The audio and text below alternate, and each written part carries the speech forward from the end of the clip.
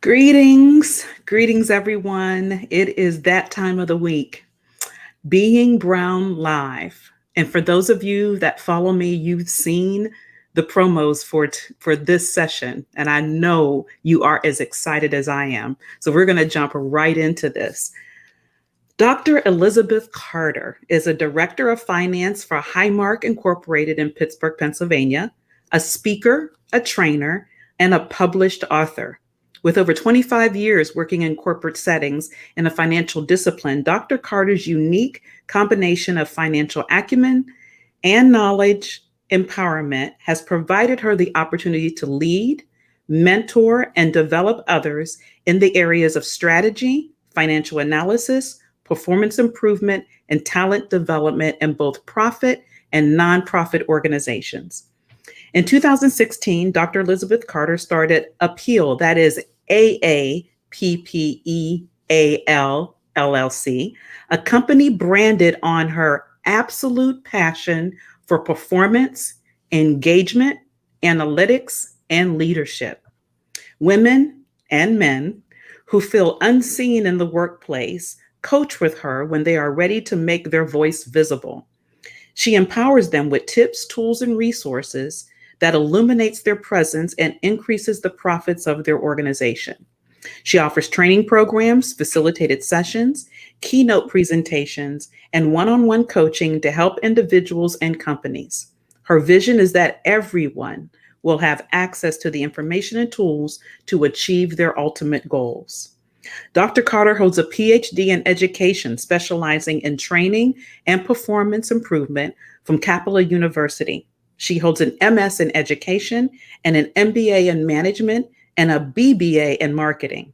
Further, she holds the Chartered Property Casualty Underwriter designation and is a distinguished Toastmaster.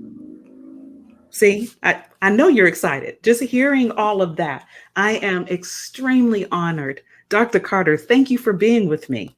Oh, thank you, Linda. I am excited to talk to you this evening about being brown at work. Yes, ma'am. So let's just get right into it. I mean, you and I met in a different setting at a panel and immediately had that connection of it having some of the similar, probably almost exactly same experiences being Black women in the corporate setting. So what I'd like to do is really just, if we could, help me understand, was there a transformational moment? Was there something that happened in your career? What led you to creating A.P.E.A.L? Well, I have been working in corporate for over 25 years in the insurance industry, and insurance is probably the most conservative industry out there. And I rarely saw A, women, and B, Black people. Mm, And I always knew early on that that would be what it was. I would just have to get used to not seeing that many, me mhm. being the only one, and ensuring that I could bring more with me in the future and at least maintain my stabilization so that people wouldn't eliminate me or count me out. Ah, Back in 2016, I was laid off from my job. And at that point in time, I was just so tired. I was tired of being the token, tired of yeah. working day and night, trying to ensure my lifestyle and ensure employment because we always feel threatened every single day we go in. Am I going to get fired today? I've been doing a great Mhm. job, but they'll find an excuse to get rid of me. Right. I was just drained. And I said, well, you know what? Maybe I want to do something for myself. I have this passion, and that's the reason why I went and got my PhD to help others. There is so much information that we don't have access to. And that's the theme of my books about having access. And that Yes. is the fact that there's a lot of information that we don't know, don't have, can't obtain. No one ahead of us can pass it back down to us. And I Right. wanted to be able to do that full time. And I got my LLC, and A.P.E.A.L is the acronym, as you said, an absolute passion for performance, engagement, analytics, and leadership, because those are the four pillars of success. You have to Yes. perform well. You have to be engaged every single day. You have to know the numbers, and what you do and how you do it and how it impacts the financials of your organization. And you have to be a leader. And my focus was to deliver those tools to others to allow them to be successful through me sharing my bumps and bruises, my lessons learned, my headaches, my Wow. heartaches. And I really wanted to be able to do that full time.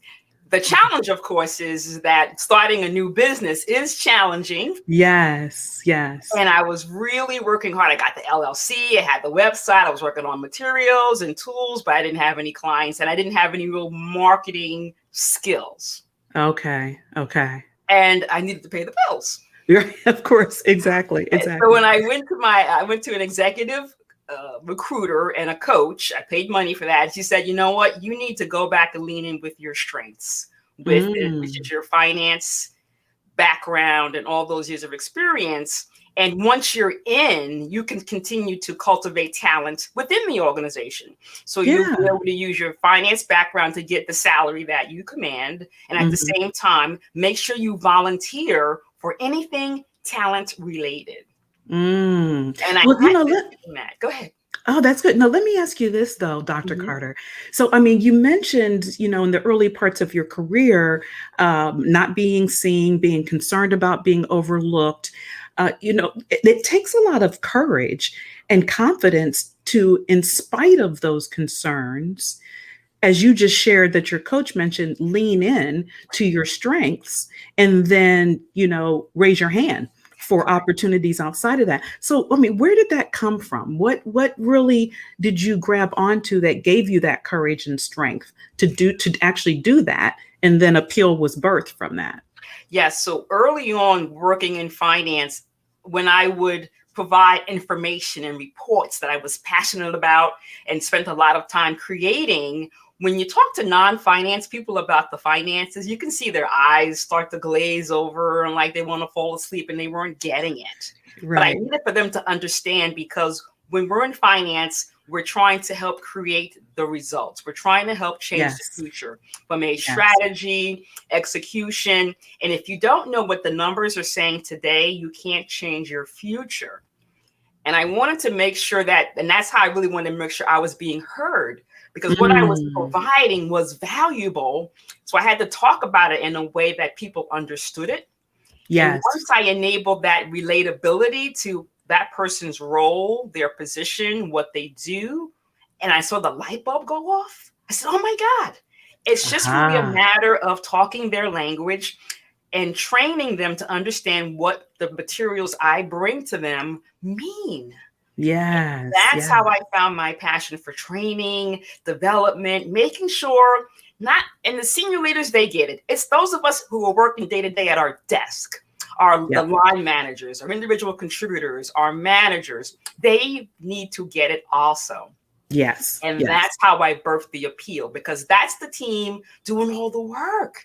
The strategy happens at the top. They have to Yes. cascade that down clearly to somebody at their desk to say, I know what I do every day matters. And I have a training called Cascading the Strategy to the Seats.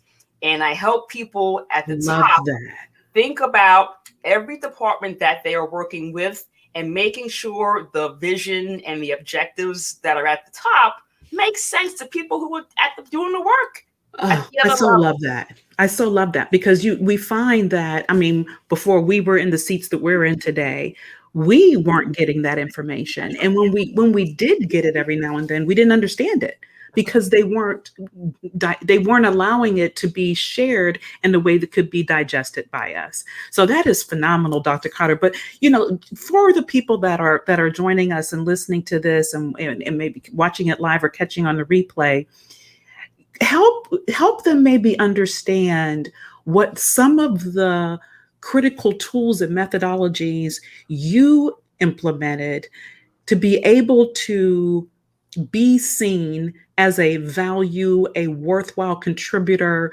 uh, get beyond just being brown at work. Absolutely. So I Yeah. have a methodology called Pivot, and Pivot's an Mm. acronym for providing information, value, or transformation.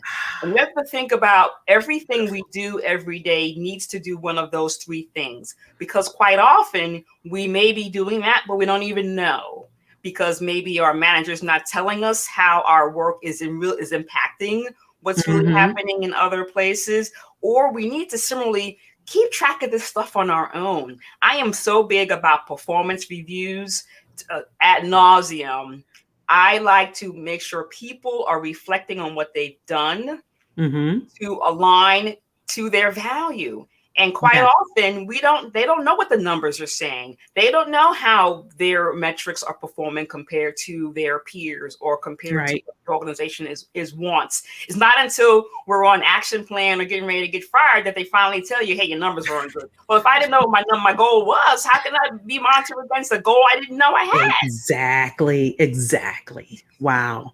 See, that's invaluable. A lot of people shy away from feedback, performance review time. They see it as a negative. And I totally agree with you. There's so much value, and there's power, one, in knowing, right? Yes. Power in knowing, and so much value at having all of that ambiguity stripped away.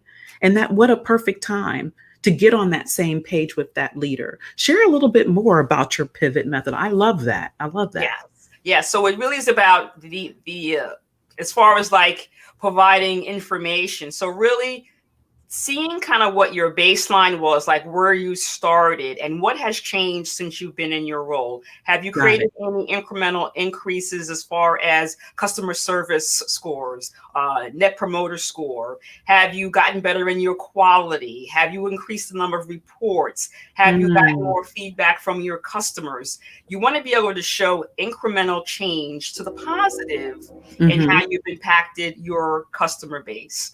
And then the value similarly is, what have you done to change other people's perceptions, or how have you influenced people to create a change? Yes. And that could be a change in mindset, a change in direction, or even bigger from a transformation. Did you have an idea that went forward that totally changed the trajectory of your individual team or Right. department, or even an entire segment? Again, a lot Nice. of times our ideas, we have great ideas, we tell our manager and then they run with it and then they get credit for it. Yeah, that's Or you right. have a lot of things we call it, they go into the black hole. You have something Hmm. you worked on, you hand it off, and then you never know what happened to it. What did it get used? Did it get thrown in the garbage? Did somebody take it and now they run with it? We have Right. to keep track of our own, what we've done. And I really focus in on that, and even quarterly, because we forget. I forget what I did in January already. I have to write everything down, because when Hmm. I get to year end and I have to complete that form, I want to make sure I articulate every single thing I Yes. did that added value, align it back to my responsibilities, and then even back to the vision and mission of the department or even the organization, Yes. because it has to align. That's key. Because what Yes. you'll That's also key. hear, they'll say to you, well, you've been working on this thing and nobody cared about it.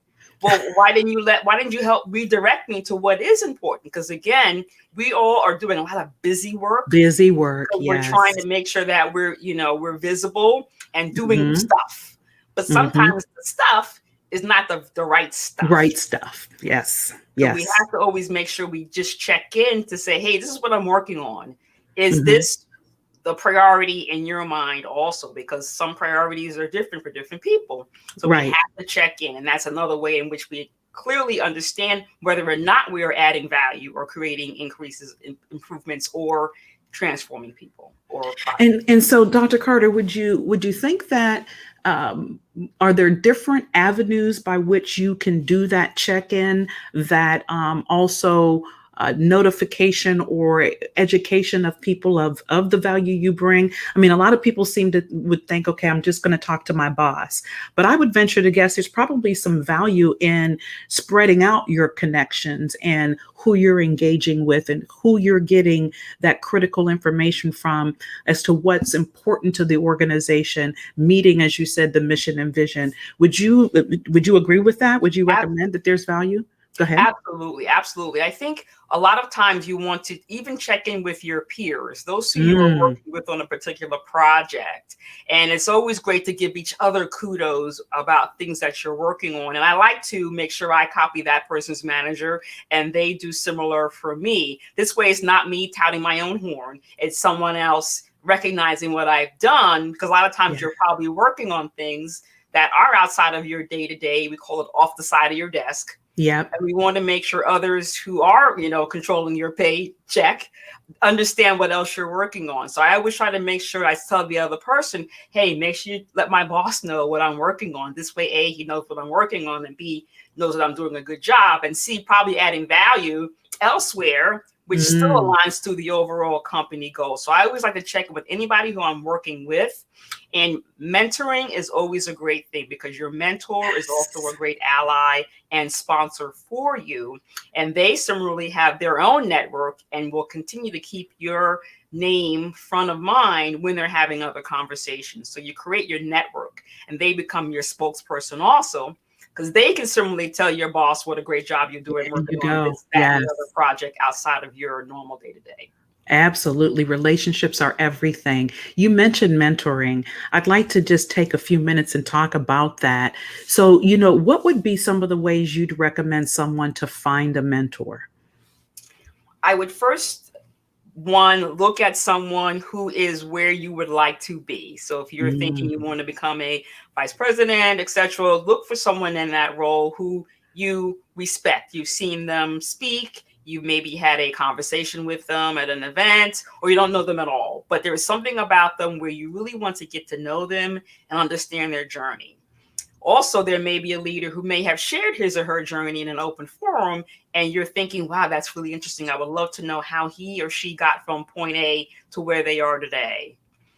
And also, someone may suggest a mentor to you based yeah. on where they're seeing a particular skill set gap, or they Mhm. think there's someone who can be kind of an external voice to assist you and have those what I'll call tough conversations that they Yes. may not be able to have because they are your boss. So there's a many Right. ways that you can find a mentor, and they all serve different purposes. I have two right now, and actually a third, a personal mentor. So as many other people who can tell you like it is, or who can see what you can't see in Yes. yourself, is Yes. very important because you don't It's know so your own important. blind spots. Yes, you don't. And I'm so glad that you shared that you have a mentor because I do too. Some people think when you get to these director positions or you've got 25 years like you have or 30 years like I have, and I'm this vice president that, oh, well, they clearly don't need a mentor. No, that's not, it's far from the truth. Far from the truth. And I love the fact that you also shared that you have them for different parts of your life, your personal life, professional life. One thing you kind of mentioned earlier, and then we moved on, and I've actually had my audience on regular occasion ask, "Hey, what do I do? Linda, I'm providing value. I'm doing great work, but my boss steals my work. My boss steals my idea. What do I do about that?" Have you had that experience, Dr. Carter? If I, so, I've could you had, share? I've, Yeah. I've had, and what I always try to do, sometimes I may subliminally put my name on the slides, created Mhm. by, or I will ask, and many companies are getting better at this now. They will allow me to present my own material to the audience. This way, I am being showcased, I am being appreciated, and I'm the one best to speak to the information because I'm the one that put it together. It's not helpful when you take something and pass it on and then they can't speak to it and they come back to you. So, well, if you would have let me go with you to the meeting, it would have been a lot better. So Yes. that that we try to do, because and that's about talent development. We have Yes. to allow our staff to be present and be involved and get the spotlight. We get spotlight all the time, but sometimes for the wrong reasons. We want to Mm. be able to make sure that again we get the time to showcase our work, or even ask to say, "Hey, when's that meeting? Either I would love to attend in case there's a question, or would you allow me to present?" A lot of times, unless it's like a real top secret meeting, they won't say no. Yeah, you're right. Right. You're And right, you don't Dr. have to Carter. speak, just be there. And now we're on Zoom. Yes. They don't even know you. You could dial in, they won't even know who it is. So there's Yeah. ways that we can be engaged now in the virtual environment that might be a little Mhm. bit easier than we were in person. Because if it was in person and we walk in and like, oh, what's she doing here? What is she And then doing? there's all Mhm. this whispering and uh, Right. going on. But most of the time, they will know why you're there, and they will say, Elizabeth's going to present this information to you, and I do my thing. So Yeah. you just have to ask. And you're right. 9 times out of 10, they are not gonna say no. Right, I mean, exactly. they really not, unless there's some highly confidential matters that are gonna be discussed, or, for whatever reason, multiple people can't be in the room at above certain levels, or who wasn't on the invitee list. But I found the same thing. I love the subliminal created by. I've done that before as well.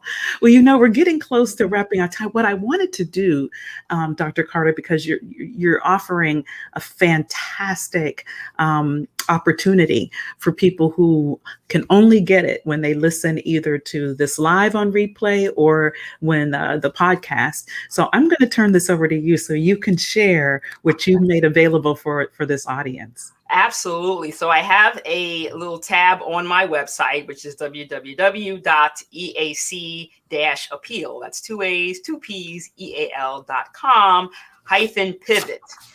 Sorry, it's /pivot. If you go to the homepage, there's a button there too with advertising today's event. And what I do have on there's a worksheet, because how Pivot came to be was the fact that as I am trying to hire and be involved in the diversity talent strategy, so many resumes don't have any articulation of the pivot. There's no value, Mm. no information, no transformation. It's just, I did this, this, and this. So Mm-hmm. Pivot was born from me trying to help people better articulate themselves in their resume.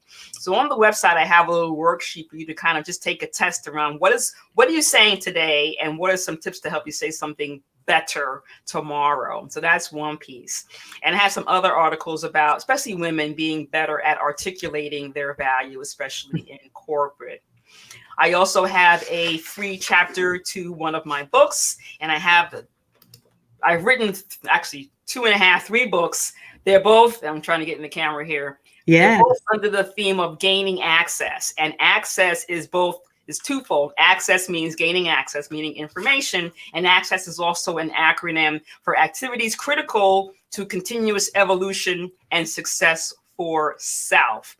And I have today, all through the 1st, which is Saturday, the ebook is on sale, 99 cents for one book, $1.99 for the other. If you are a paperback lover, on my website also, I have the link to purchase the books from me. So I have some great things for Beautiful. you to use to create your pivot and really think about what you're doing today in your job and how you can be a standout individual. Beautiful. Well, I put it up on the screen so it's right in the video for everyone to see. Please go to this website, download these awesome resources, and she's got them available, like I said, just for the Being Brown at Work audience. And I so appreciate you, Dr. Carter. This has been an awesome time together. Before we wrap up, though, I wanted to give you an opportunity for you to share if there's some specific points, 4 to 5 nuggets you want the audience to take away, or maybe even start implementing into their journey so that they can be seen and their value be recognized and help them move to the next level. I'd like to give that opportunity to you now to share that. Sure. And I do a little weekly video. And the one area I'm really big on is the visibility. So I say we've got to be visible, because if we're not visible, they won't remember us. So what I always say is, first you have to speak up. And that means in meetings, don't just speak to hear your own voice. Speak with something of value, whether it be a question to understand better or something to add because you are the subject matter expert. So that really will showcase your value. Second, I say show up. And in this virtual world, people want to hide behind their mute button and their video off. We have to show up, because we have to let them know that we are in the room. I've met so many people since we've been home over a year who didn't know I was Black till I got on this camera, because every time they would hear my voice, it would just be a voice because it would be a conference call, never Hmm. video. And now I've been exposed to other individuals because I keep raising my hand for other things, and I'm meeting different people. And I guess the name, which was strategic for my parents to say, I don't want you to be judged before you walk into the room. You can walk Mm. in, then they see you're Black. The name, you don't know. So quite often people are expecting somebody else, I guess, when they Hmm. see the name, Hmm. and I surprise them. And then when I speak and I'm somewhat articulate, and that's my Toastmaster piece, that for some reason they're surprised.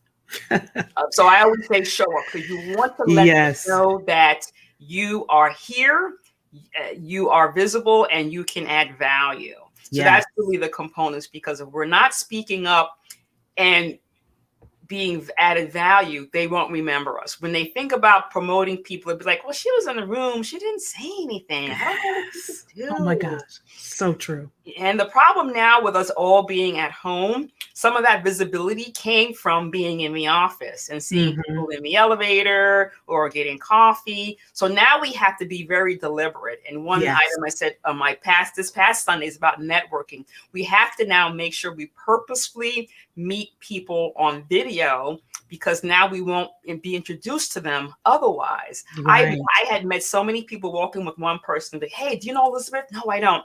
We got to meet. Let's get together, have coffee. We can't do that now. So we Yes. need to That's all right. be very, and I've had people already get on my calendar in the last 3 weeks because we didn't know each other. And See? we have to Yes. create Yes. our own network because we're all in isolation. And because we never saw each other anyway, now we're really not seeing each Really not seeing it. You got to other. be intentional about building that connection. Absolutely. Yeah. And then Absolutely. asking them, who else should I meet? Because that's how you expand your network. So I'll give the person a couple other names. You should meet this one, that one, the other. And we're all, Yes. coming together and expanding our network. And that helps with the engagement in the company and the retention, because that's Yes, it another does. issue, is the retention. People Right. come and go, and I'm there with the company 3.5 years. It's like a long time for someone. Like, oh, you still working there? Yes, because Amazing. I'm trying to make sure I'm engaging and adding value. And if Yeah. I leave, then that's one less. So we're trying to increase, not decrease in There corporate. we go. So Exactly. Exactly. Beautiful, Dr. Carter. Thank you so very much. Those were valuable nuggets to take away. I'm going to put back on the screen before we end this session that website that you mentioned. Please, if any of you, do not hesitate. Go here and download this wonderful information Dr. Carter has provided. It will be transformational in your career. Dr. Carter, thank you so very much for your you. time this evening. It was an honor. I'm honored. And Thank I'm you. sure we'll stay connected and see each other on the other side. So you have a wonderful rest of your day. Okay. Thank you so much. I appreciate the time. Thank you so much, Linda. Wonderful. Take care now. Thanks, you Bye. too.